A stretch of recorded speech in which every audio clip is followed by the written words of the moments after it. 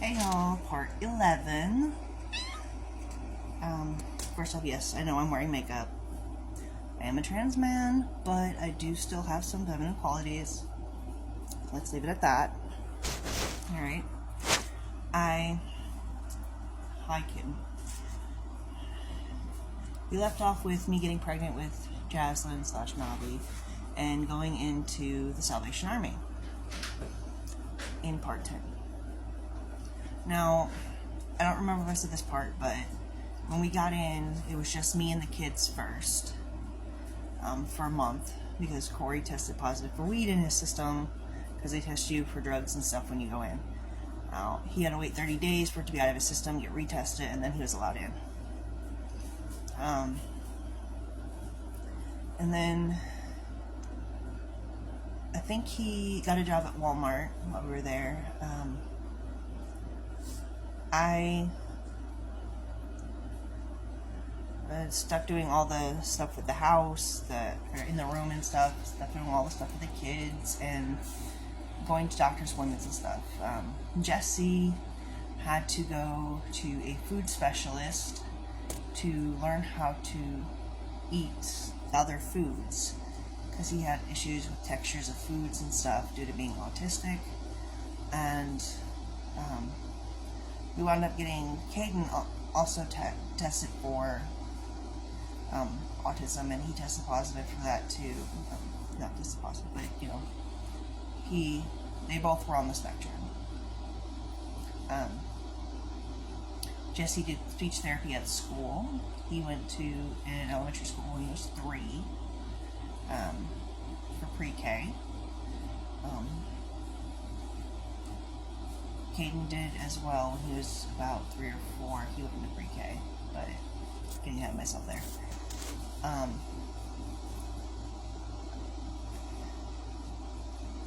I also had to go to my own doctor's appointments and stuff since I was pregnant and trying to make sure everything was going good there. Now, again, as I was pregnant, I did quit drugs and stuff, and especially since I was in the Salvation Army, there's no point in doing it. Now, I will say there was a couple times where Corey snuck in drugs and did them. Well, not around me, but at work. But he would tell me about it. Now,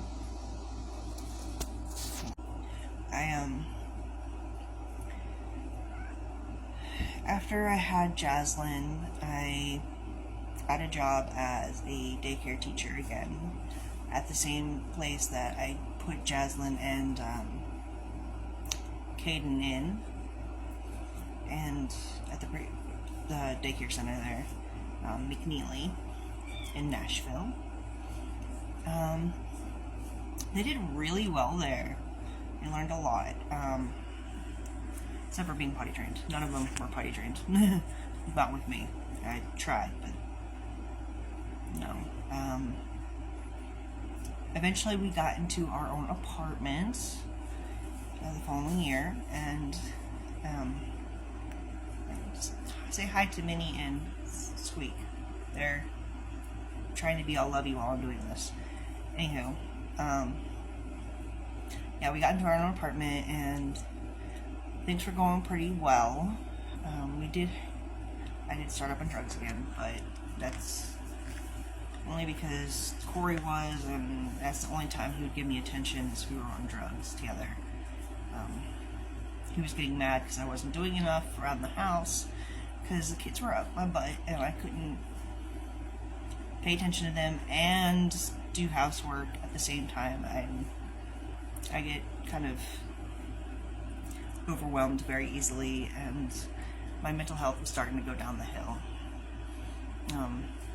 Corey was kind of verbally abusive, and anytime I tried to talk to my mom, he would yank the phone out of my hand and scream at her and my sister Melissa.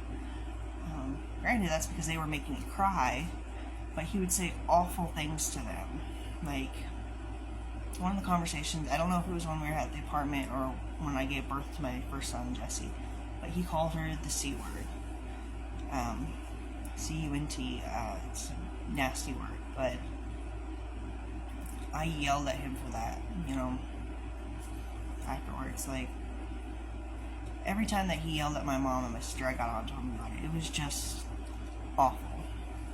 They were wanting to control me. He wanted to control me. He was jealous of them. Like, he was mad at them because they had a hold on my life.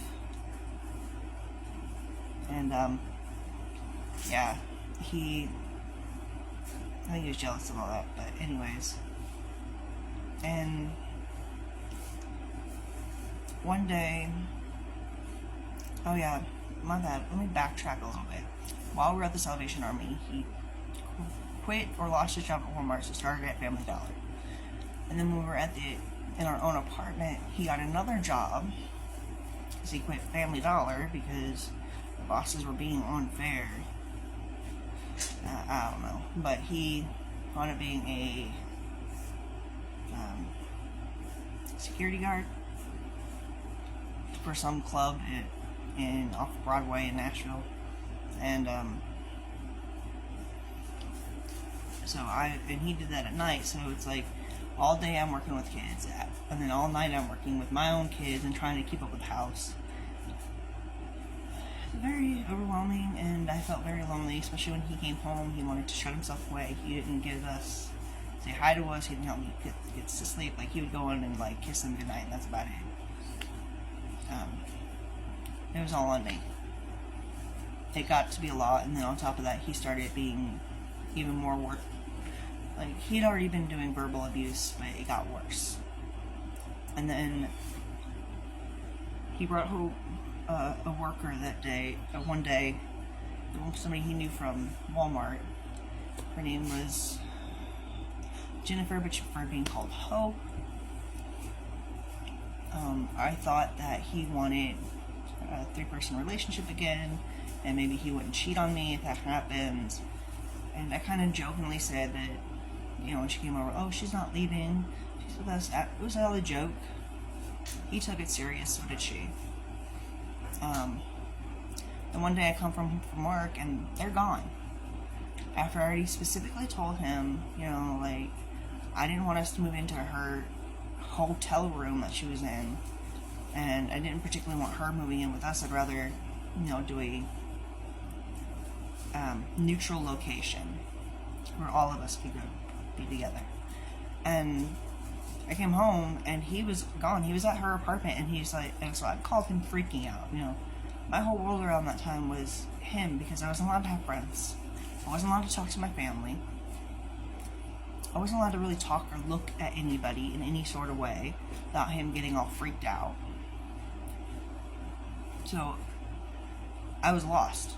I should have taken that hint when he moved in with her and just called my mom and be like, and see if she would help me, but at that point I didn't think she would. I was pretty sure that I was cut out of the family, and then so I called him freaking out, and he told me to get the kids and come there, and so we left the apartment and moved in with her. And that's where I'll end this video, because the next video gets a little deep. And I'm going to need time to do that. Right now I'm at 8 minutes and 45 seconds or something like that. Alright?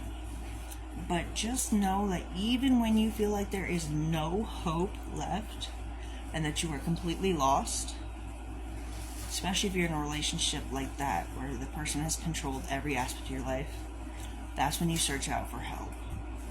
Now, whether that's calling a number for some life support or something, counselor, anything, case managers, anything, do it. Get yourself out of the situation. Don't go back to it. That was my lesson. Alright. Peace out, y'all. Have a good day.